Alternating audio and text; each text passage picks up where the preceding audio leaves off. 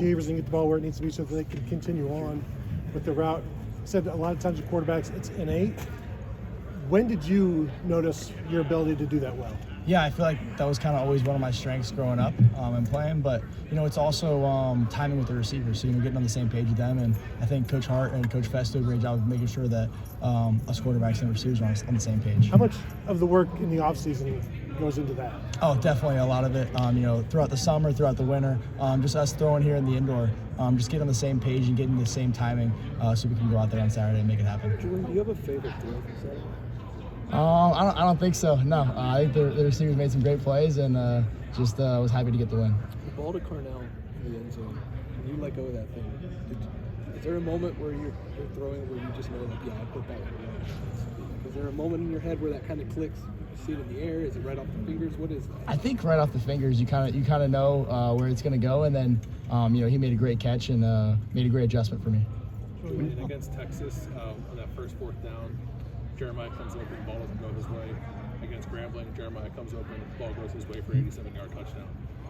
What was the coaching and conversations coming out of that first play against Texas that, I don't know if that had any impact on you making sure when Jeremiah's open, you're going to make sure you get him the ball? Yeah, on that 4th and 1, I missed him running behind the defense, and then, we got it corrected, we watched the film and saw what we need to get fixed, and then we were able to make the play this past weekend. What are the conversations like with you and not even about that play specifically, just like between series, you and the receivers talking about stuff as now you're going through games together? How is that relationship continuing to grow? It's awesome because the receivers, they're all very selfless. So, they're not someone who's going to, come off yelling at you. And if you don't see them, if you miss them. So it's good. We have conversations on the sideline, hey, this is what I saw.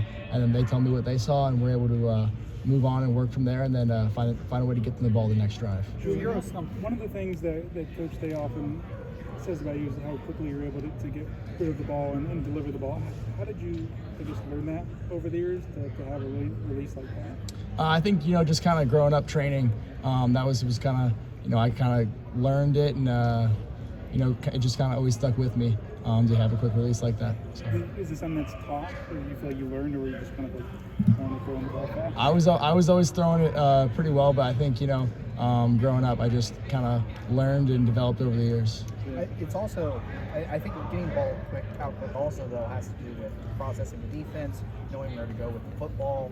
How have you been able to acclimate to that so quickly and reading defenses and processing the game? Yeah, I think I say this a lot, but I feel like my coaches have me really well prepared. Going in every week, I feel like I'm very confident in the looks that I'm going to get, and then, they show up on Saturday. So when I see the first reads open or first reads not open, I'm able to go on to my next read, and, the coaches do a good job of having me prepared and having multiple looks throughout the week. Yeah, what's the most surprise you in your football life that you were rattled in football?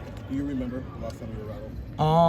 I'm not too sure. I don't really remember, but I feel like, I'm trying to just stay level-headed and even-keeled, just be the calm in the storm for the offense. Is that natural state for you, or is that something that maybe had to develop over time? I think it's always been a little bit natural for me, just kind of be even-keeled. You're talking about building the chemistry with your receivers thrown here. How much did, when they came out to California, play into that extra time, kind of doing it somewhere else and building that relationship? Yeah, it definitely was good for bonding with us, and then also just getting on the same page and timing. We were able to go out there and work on routes that we're actually throwing, going to be thrown on Saturdays. I think it helped a lot for us. What about you mentioned bonding? Coach Day said that, last year Coach Day said that Will was the head coach of the run game on the field. How do you feel like you're doing in regard to identifying what you guys are doing, even if you guys are going to be running, and identifying defenses and kind of reading that out when it comes to the run game, and not just reading defenses within the pass? Yeah, I think Will did a really good job of that last year, and I think I'm still developing in that area. But I have some confidence going in there that I know what we're looking for in the run game, and I can make the checks to get us in the right play. Julian, what have you seen from Ohio and their defense this week? Yeah, they're a really good defense. They play really hard. They had the past 2 weeks they played good football, and they're going to be a good challenge for us. When was the last time you were rattled off the field? I don't know. My older brother, he knows how to get under my skin, so I'd say that's probably him. Julian, have you been surprised by anything? I mean, just the first 2 weeks, it seems like you just pointed out, you've gone through the progressions and things have been pretty much like you prepared for it. Has anybody surprised you over the last 2 weeks? Yeah, there's definitely been wrinkles in coverages, but we prepare for that. When we go into our Thursday and Friday, we talk about, hey, what if we don't get the look we're looking for? What are we gonna do then? It's kind of what next scenario. Yeah, and it's like there's always an answer. Is that what's going on in your head to what you're seeing? Yeah, that's definitely it. If I don't like it, where's my answer? Where's my throwaway? Where's my check down? And what am I gonna do if I don't like the look? Julian, saw you crack that smile when you were on the jumbotron. They showed the Maroon 5 thing. What do you think of that?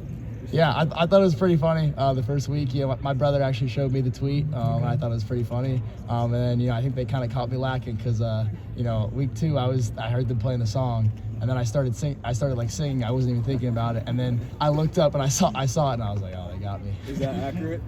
Yeah, I guess. Yeah, I think it's pretty funny. Are you a Maroon 5 fan? I like Maroon 5.